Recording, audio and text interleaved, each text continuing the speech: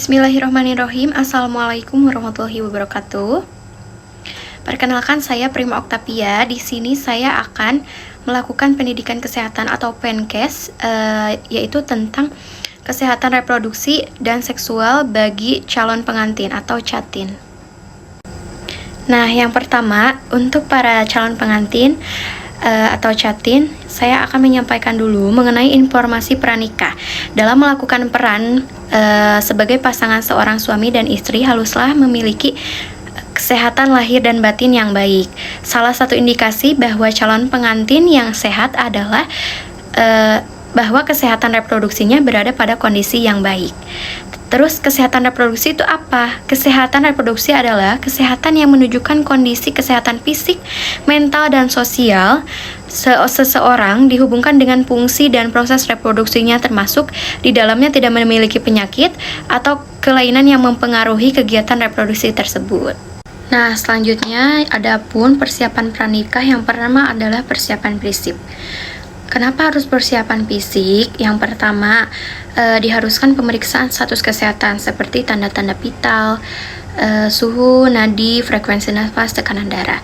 Yang kedua, pemeriksaan darah rutin seperti Hb, trombosit, dan leukosit. Yang ketiga, pemeriksaan darah yang dianjurkan seperti golongan darah dan resus, gula darah sewaktu, thalassemia, hepatitis B dan C, TORCH atau toxoplasmosis, rubella, sitomegalovirus, dan herpes simplex. Nah, yang kedua ada persiapan gizi. Pentingnya persiapan gizi yaitu untuk peningkatan status gizi calon pengantin, terutama perempuan, melalui penanggulangan KEK atau kekurangan energi kronis pada nanti saat kehamilan, dan anemia gizi beserta defisiensi asam folat. Yang selanjutnya ada status imunisasi TT, yaitu pencegahan dan perlindungan diri yang aman terhadap penyakit tetanus dilakukan dengan pemberian 5 dosis imunisasi TT untuk mencapai kekebalan penuh. Nah, imunisasi TT itu dilakukan sampai imunisasi TT 5. Yang pertama, TT1 itu dilakukan, dilanjut dengan TT2 selangnya 4 minggu setelah TT1, lamanya 3 tahun. Nah, kalau untuk TT3 6 bulan setelah TT2, lamanya 5 tahun, dan TT4 1 tahun setelah TT3, lamanya 10 tahun, dan TT5 1 tahun setelah TT5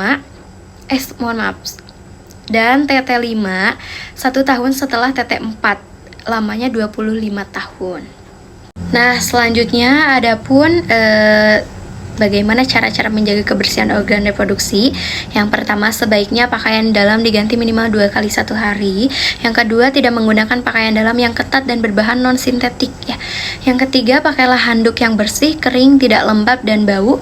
Yang selanjutnya, membersihkan organ reproduksi luar dari depan ke belakang dengan menggunakan air bersih dan dikeringkan menggunakan handuk ataupun tisu. Nah, yang selanjutnya khusus untuk perempuan, tidak boleh terlalu sering menggunakan cairan pembias vagina. Juga jangan memakai pembalut tipis dalam waktu lama. Terus, pergunakan pembalut ketika menstruasi dan diganti paling lama setiap 4 jam sekali atau setelah buang air. Mungkin selanjutnya saya akan membahas tentang kekerasan dalam rumah tangga.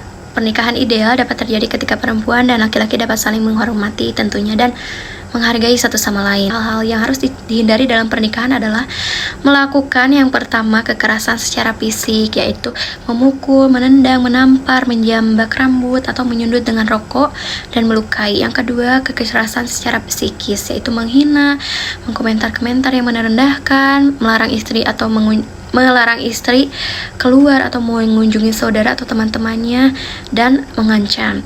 Yang ketiga, kekerasan seksual, memaksa dan menuntut berhubungan seksual. Yang keempat, penelantaran, yaitu tidak memberi nafkah istri, melarang istri bekerja. Yang kelima, eksploitasi, yaitu memanfaatkan, memperdagangkan, dan memperbudakan. Dan yang keenam itu ada kekerasan-kekerasan yang lainnya. Nah, apabila hal ini terjadi, maka langkah yang harus dilakukan itu, yang pertama, pastinya harus mendatangi fasilitas kesehatan seperti puskesmas ataupun rumah sakit untuk mengobati luka-luka yang dialami dan mendapatkan visum dari dokter atas permintaan polisi penyidik. Yang kedua, menceritakan kejadian kepada keluarga, teman dekat, ataupun kerabat. Yang ketiga, melapor kepada polisi, yaitu unit pelayanan perempuan dan anak. Yang keempat, mendapatkan pendampingan dari tokoh agama, LSM, psikologi, atau LBH ya. Selanjutnya mungkin pembahasan tentang kehamilan. Kehamilan ideal itu merupakan kehamilan yang direncanakan, diinginkan, dan dijaga perkembangannya secara baik.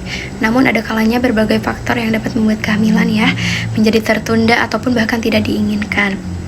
Adapun kehamilan tidak diinginkan dapat terjadi akibat hubungan seks pranikah, akibat gagal atau drop out KB, dan pada unmet need atau wanita usia subur yang tidak ingin punya anak tetapi tidak menggunakan alat kontrasepsi, begitu mungkin. Adapun bagaimana untuk menunda kehamilan tetapi dengan kontrasepsi yang tepat,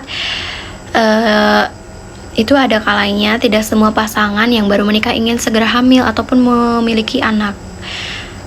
Tetapi adapun untuk yang menunda kehamilan tersedia berbagai metode KB yang dianjurkan.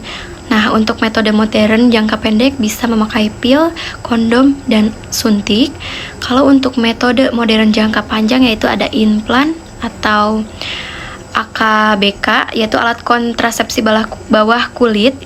Yang selanjutnya ada IUD atau AKDR, alat kontrasepsi dalam rahim. Nah, mungkin sekian yang dapat saya sampaikan tentang PENKES mengenai kesehatan reproduksi dan seksual pada calon pengantin. Kurang lebihnya mohon maaf apabila terdapat banyak kekurangan dan salah-salah kata.